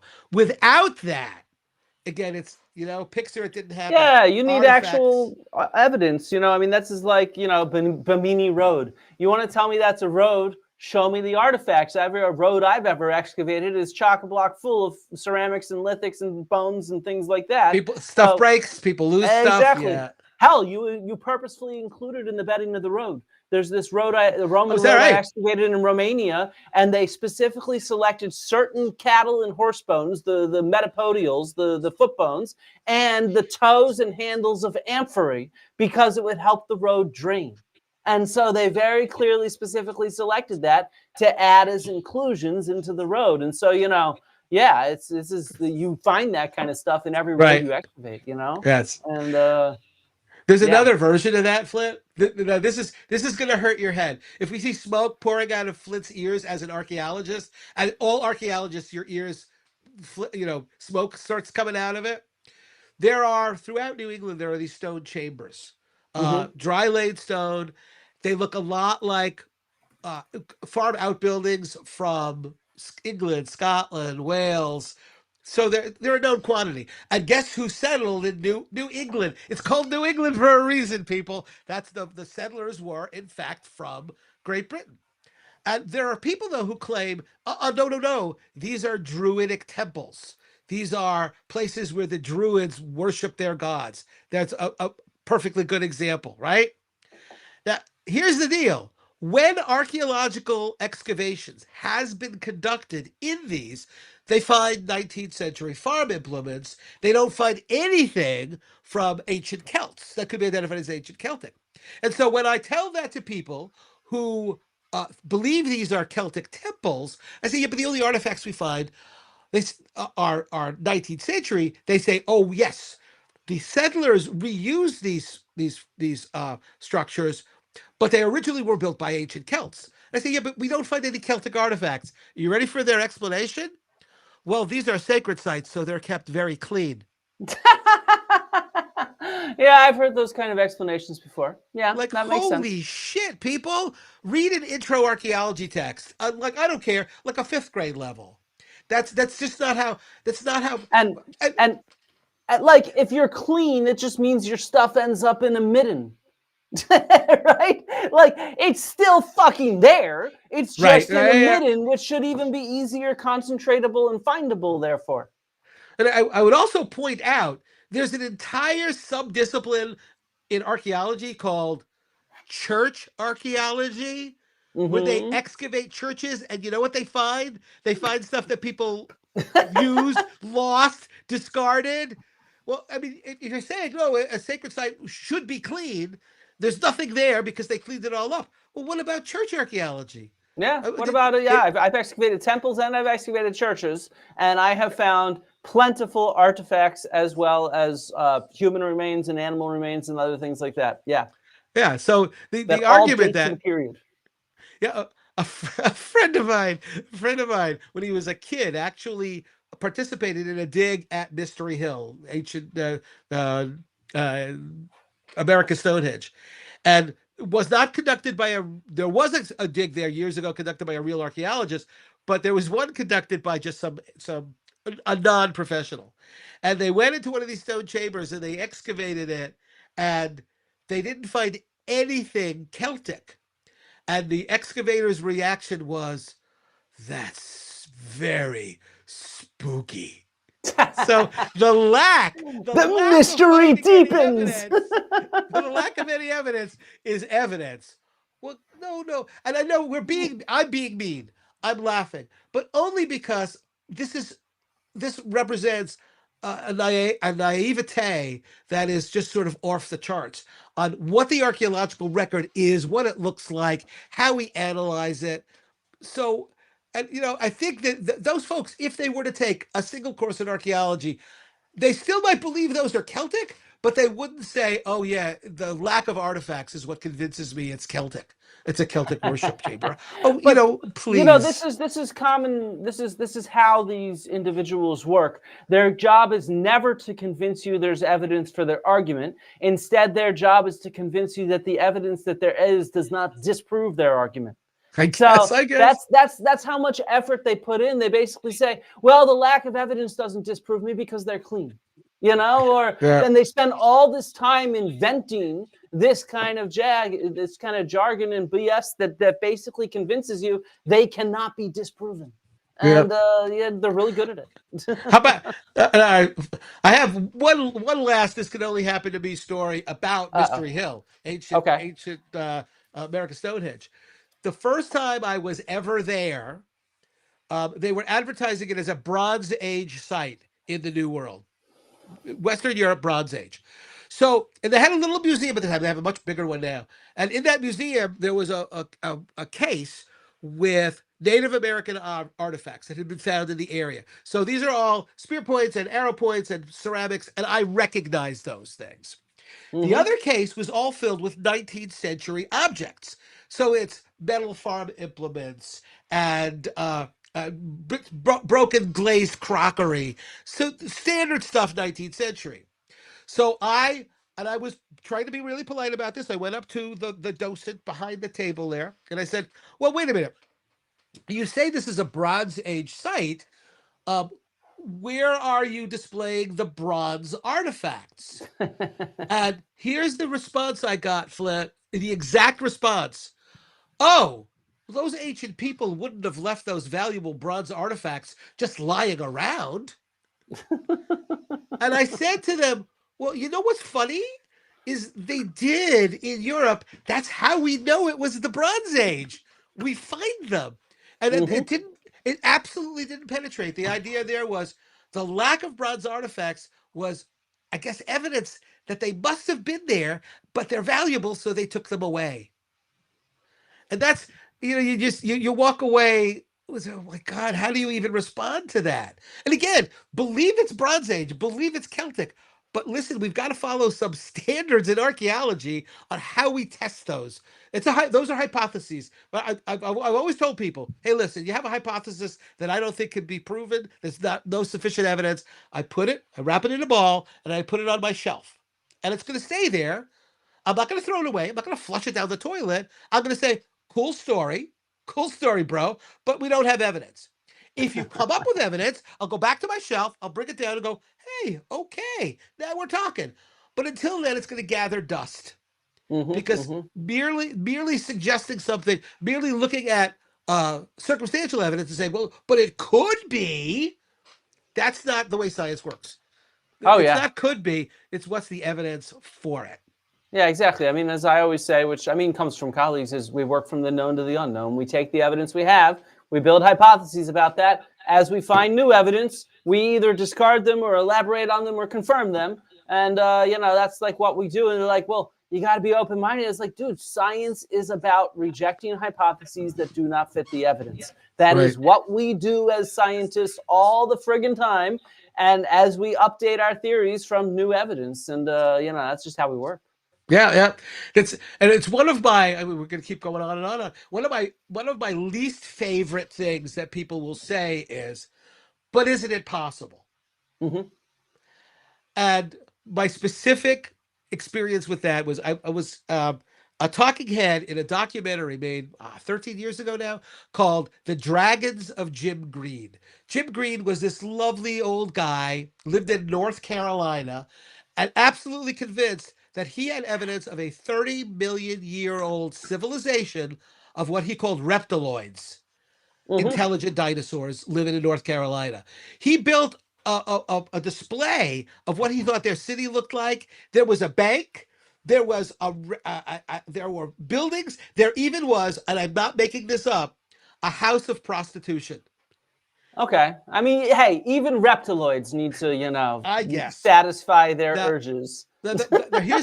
Here's where I'm going with this. Wait, were they cold-blooded or warm-blooded? Well, listen, this is there probably is a website where you can check that out, dinopornhub.com or something like that. And while you're at it, the Cardiff Giant was there too. He was really popular with those reptiloids. He may have been there.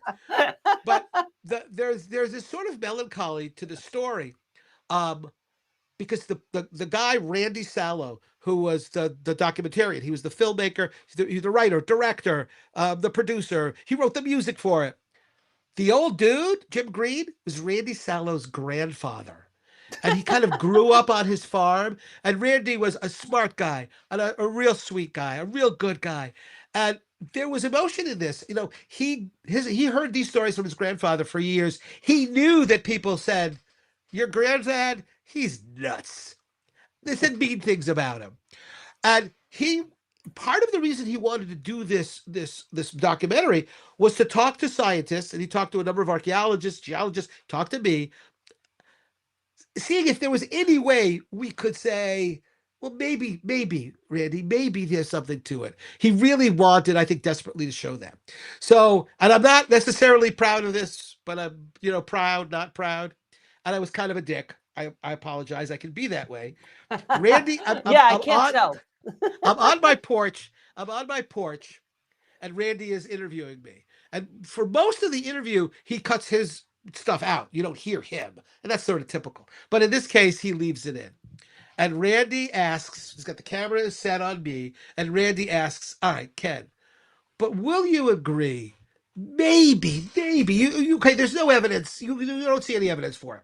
But maybe you'll agree that at least it's possible.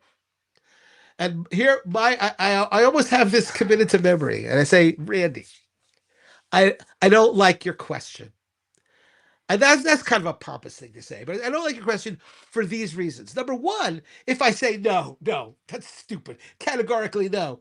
I come off as this hard-ass skeptic, closed mind, never going to accept new information. And that's not me. That's not what science is about.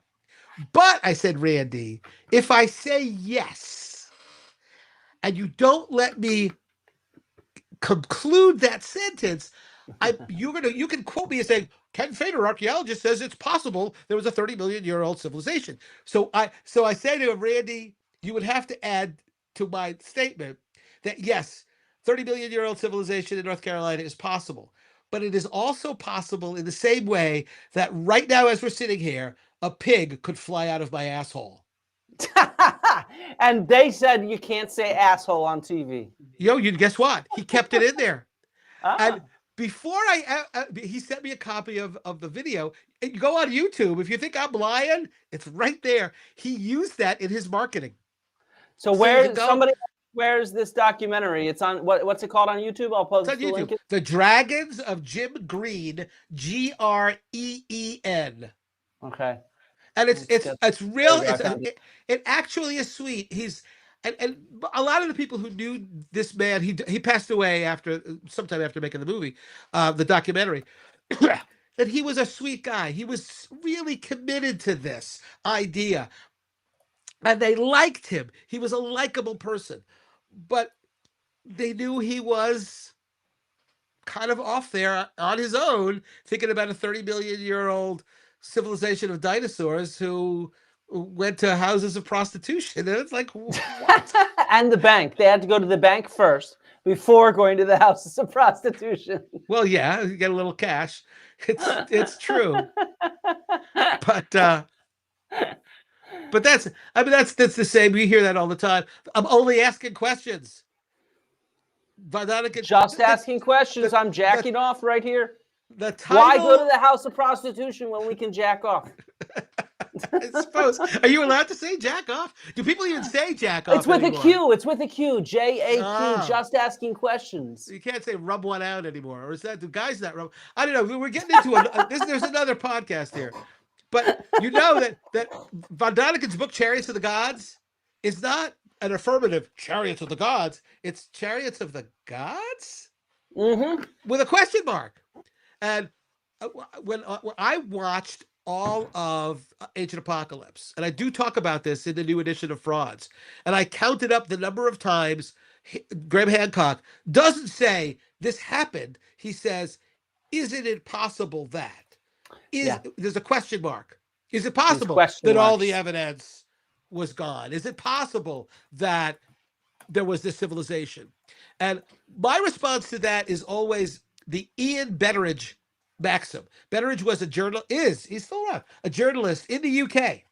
And he's writing about how headlines in newspapers bother him when they end in a question mark. And what he says is, if you read a headline in a newspaper that ends in a question mark, almost certainly the actual answer to that question is no. And that people put the question mark there because they know the story is bullshit, but they want to include it in the newspaper anyway. And I personally think that when you see a pseudo-historian or a pseudo-archaeologist or a pseudo-scientist over and over and over again have question marks and then defend themselves by saying, I'm only asking questions, it's bullshit.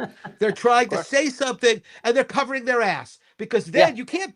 How can you disprove somebody if all they're doing is asking a question? Yeah, exactly. I didn't say it happened that way. And they do this even when harassing you. They so I had this guy Dan D. Dunker where he's like, I was teaching with illegal Native American bones at Dartmouth College. Was he doing this? Dartmouth College's president apologized for their holding of indigenous remains. Flint taught it for Dartmouth College. Could he have broken the law? And it's just like, no, dude, I never even went to Dartmouth College. I taught online for them. But you just asking questions like that, jacking off, is a way of harassing me and asking if I've broken the law and stuff like that. And so, they're very clever about doing that because they can't be accused of harassing me if they're just asking questions. Yeah, think of it like as a court of law. You can't, if you are interrogating somebody in a court, you can't just ask a question. You can't say, so have you beaten your children? You can't even ask that question because it implies that there's a reason why you want to know the answer. Exactly. It's called leading questions, badgering the witness, all these kind of objection, Your Honor. Absolutely. Strike that from the record. If you establish a reason why that is a legitimate question, that's one thing, right? But if you just flat out say, so is it possible you drink way too much and then drive? No, I've never been arrested. Okay, all right, well, we'll move on. So now Kenny, the jury is thinking, why would he ask that question? I got to interrupt you because I got to ask you a few questions.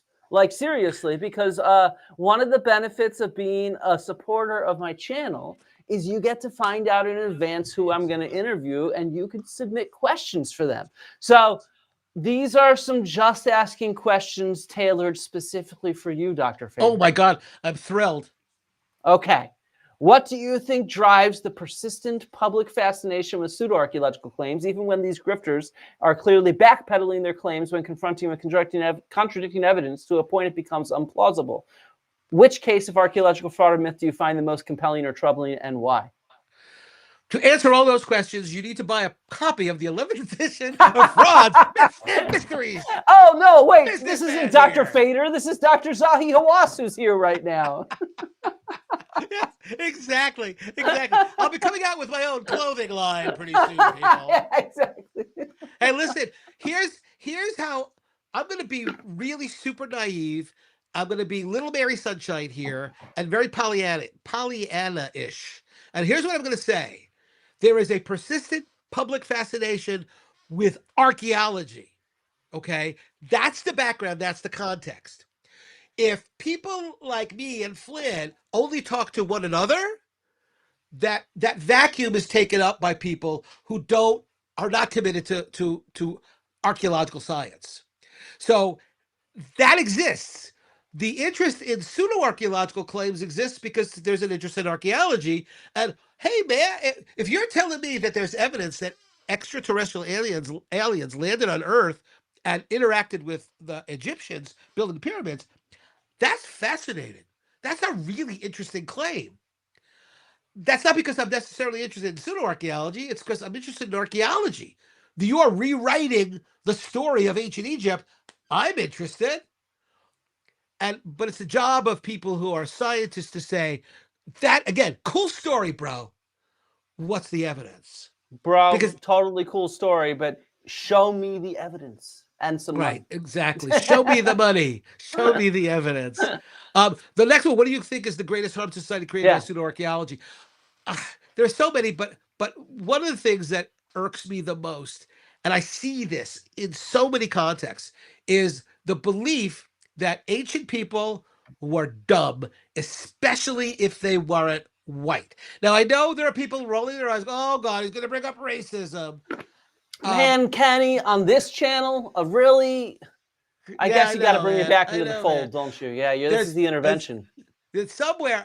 Listen, go to the Eric Van Daniken book "Signs of the Gods," and there's an entire chapter where he literally says, "Was the black race a failure?" And then with gene mutation developed by the aliens, the aliens created a much better white race or yellow race. You're going to tell me that's not racist? Oh, fuck you. That's, God damn it, that's racist.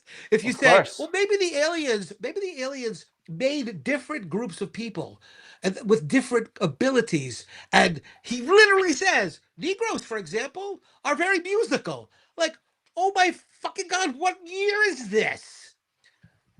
So I think there, for me anyway, this notion that people in the past were dumb and that people in the past needed help, but usually it was white people could figure shit out, but that people of color couldn't.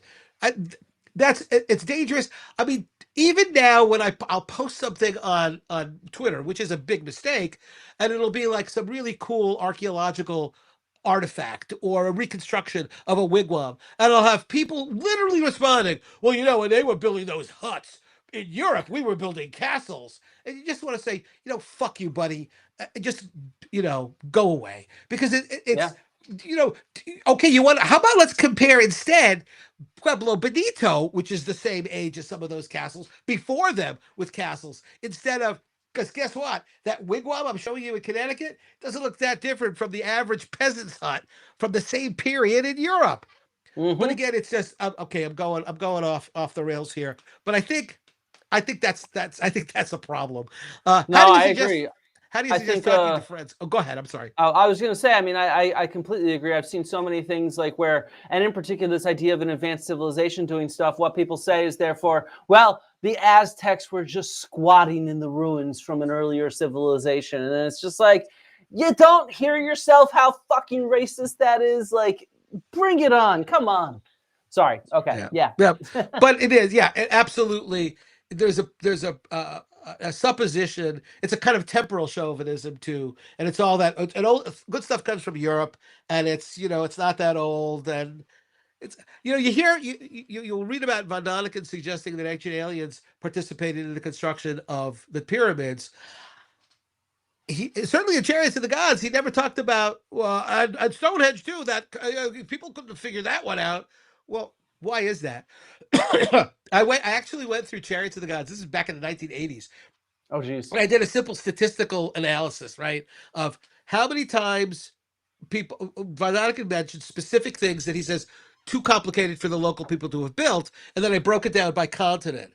And the number of times he suggests in Europe, where he lived, by the way, so he would be aware of these places, it's very few instances where he says, oh, that's something that the local people couldn't have made, but it's all Africa, North America, South America, and Asia. And it's like, you know what? I think maybe he's got a problem with giving people their due, giving people in antiquity who accomplished amazing and remarkable things the proper credit, and Yeah. that's pretty typical.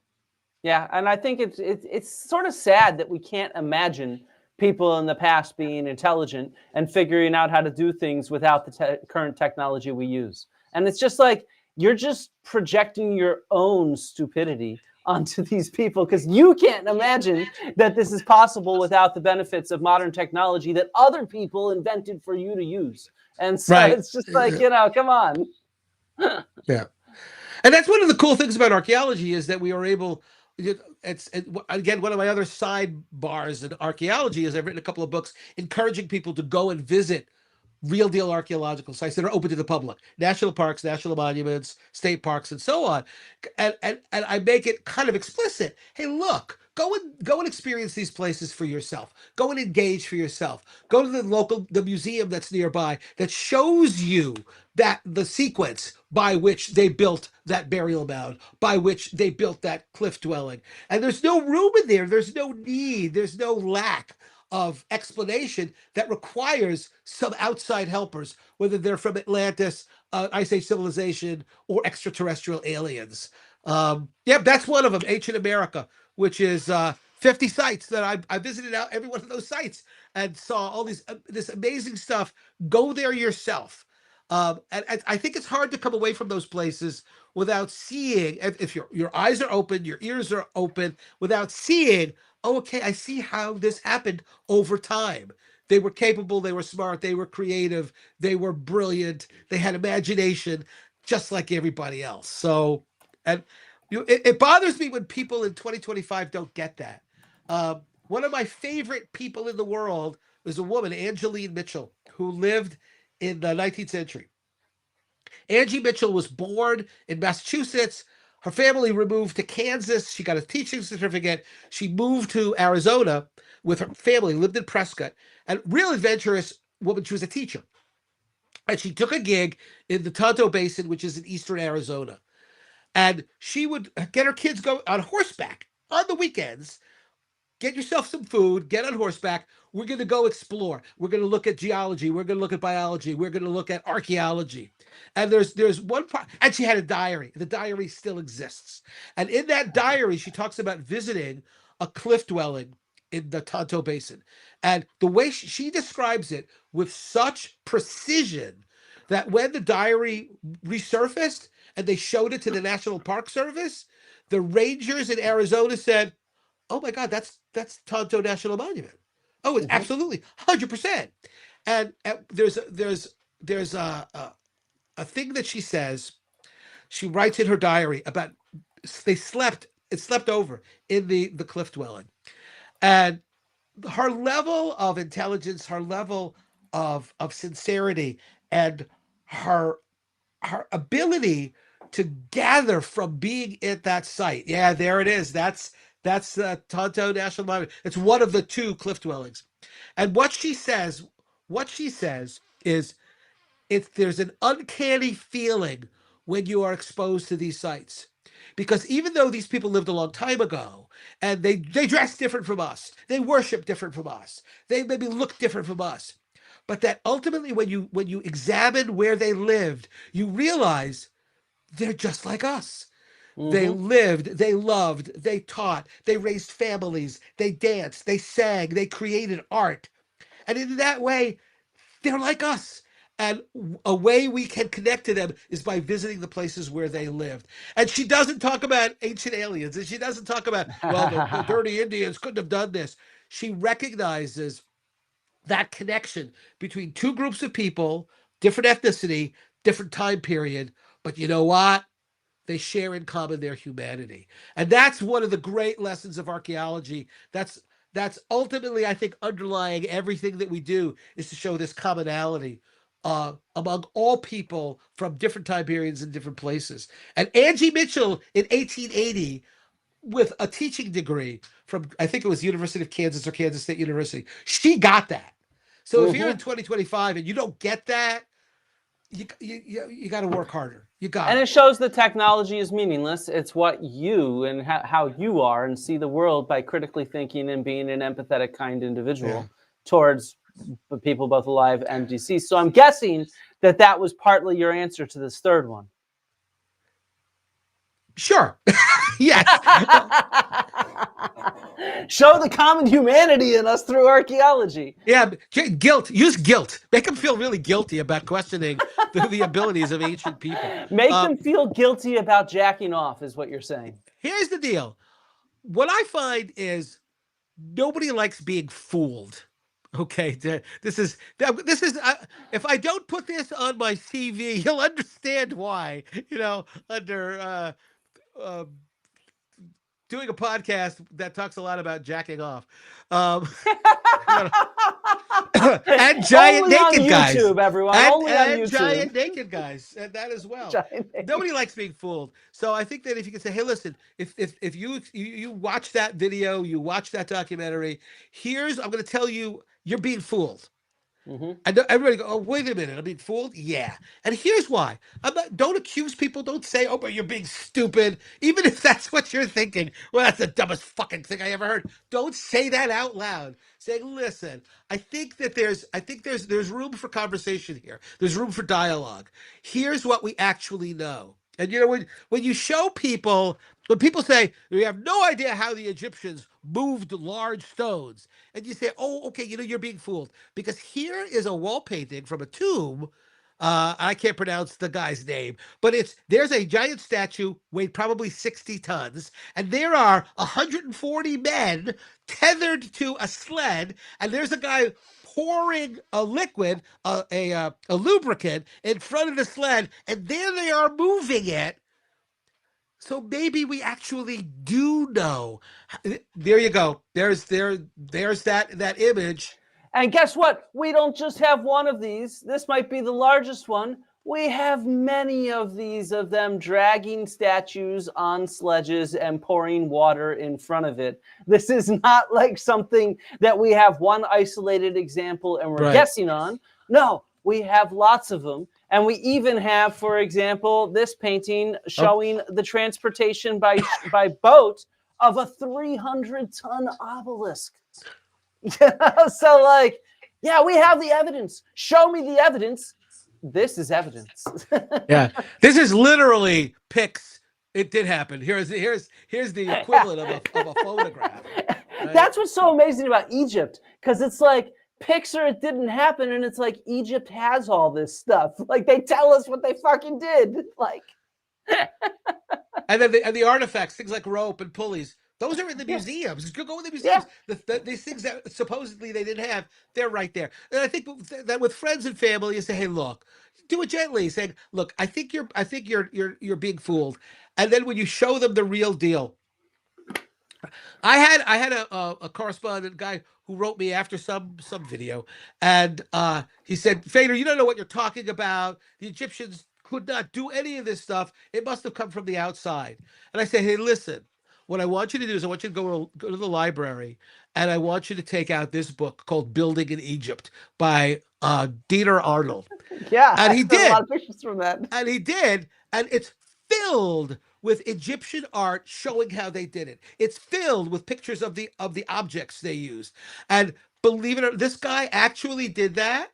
He got back to me and he said, this is literally what he said. I had no idea that archaeologists actually knew a lot about this. And it's, Yeah. oh, Well, yeah, it was like on when Zahi Hawass was on Joe Rogan, and Rogan's like, "Show me the pictures," and he's like, "They're in a book," and it's like, "Yeah, you just got to go to Dieter Arnold, and there's dozens of pictures of ramps by the pyramids used to drag heavy stones up them," and so it's just like we got dozens of these. It's not like one or two; right. it's a lot of them, and yes, they're in a book. Sorry, I mean, look, Indiana Jones says you got to get out of the library. I'm with him. Archaeology involves more than just library book, but you can't library work. You can't slag off on the library work though. You got to do both.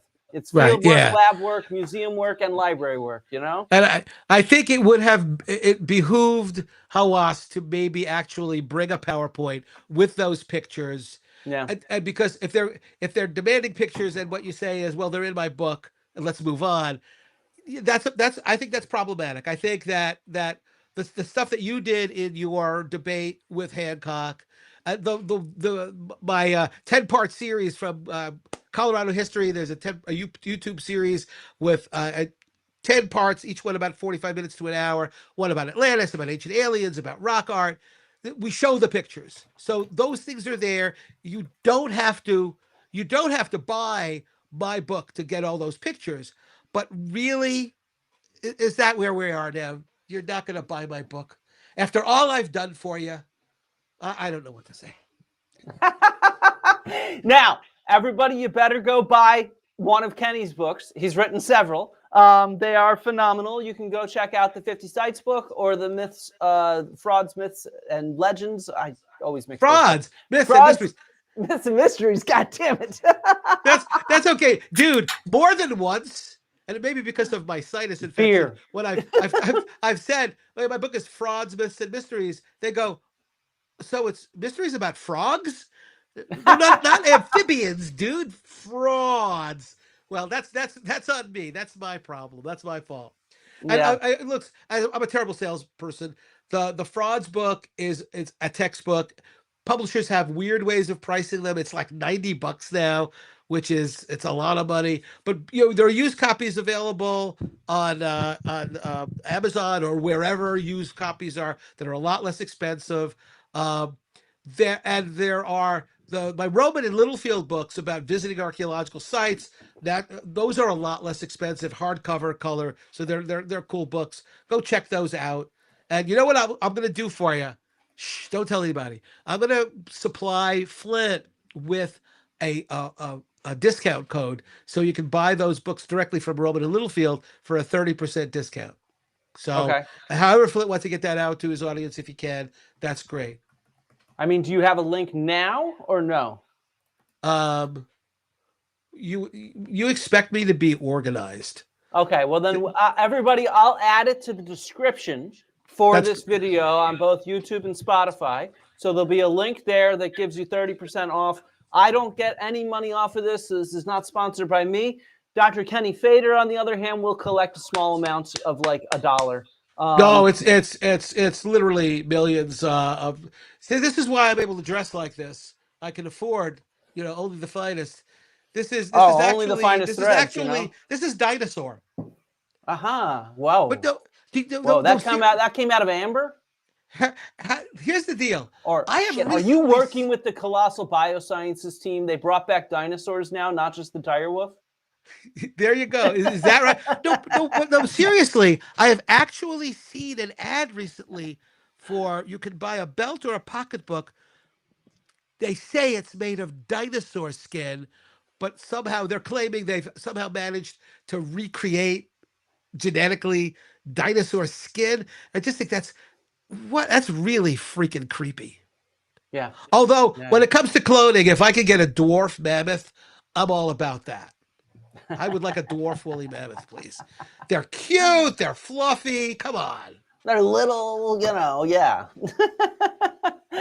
All right. I think we've had enough of you, man. Oh, man. I suspect you've had enough of me since about 3 minutes into this thing. No. We're definitely going to get you back on. I saw a lot of happy customers in the chat. And no, this was a hoot as usual. And so I'm definitely excited to do another one of these with you at some point. And For sure. Yeah, for faux show, you know? Yeah, And absolutely, we'll do it. And you got to wear the same shirt.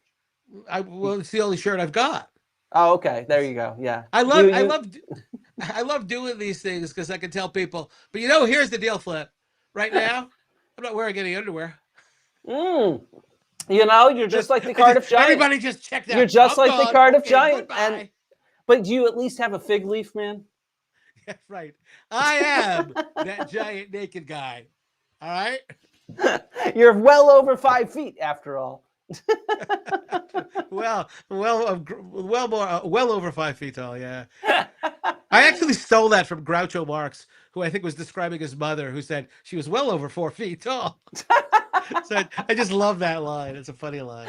It's a good so here's what Flint, I will send you I'll email you the discount code and the link to the 10-part series I did, that's free, doesn't cost you a penny. Yes, I can find that right now just for people that when you're done watching this video.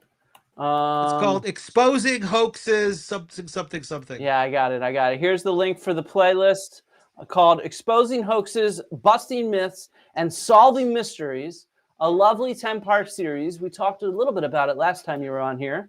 Yeah. Link to the series. And that's the real exciting part there is when you go to the Atlantis episode, I sing. You sing even better. I do. Wait. Donovan, wait. You got to end this by singing something now. Oh, really? You think Yeah, so, this is now the rule, Like, way if you're going to tell me. Below the ocean, where I want to be, she may be. And that's the chorus to a song by Donovan, 1960s, all about Atlantis. The continent of Atlantis was an island which lay before the Great Flood in the area today known as the Atlantic Ocean. From her shores, her beautiful sailors, and it goes on like that for quite some time before we get to the chorus. Yeah. It was number one. By the way, that song was number one in Switzerland. That's because of Eric von Daniken. It could be. You never know. Hey, listen, thanks everybody for hanging in there. I hope this was entertaining and fun for you. It was for me, and that's really all that I care about. So that's all I care about. We got a happy Kenny here. And I think this intervention we've really raised you up here, Flint. I think this intervention has done you a whole lot of good. So look, everybody, make sure you give this video a like and leave a comment after we end it so that we feed that damn algorithm machine. Otherwise, love and archaeology to all y'all. Yeah. Or if you didn't like it, say asshole, shithead, motherfucker. There we go. No. Wait a second. Wait for it. Rhymes and riddles, tickle, giggles, squiggle, jiggle, fiddle, flint, untibble. Rhymes and riddles, tickle, giggles, squiggle, jiggle,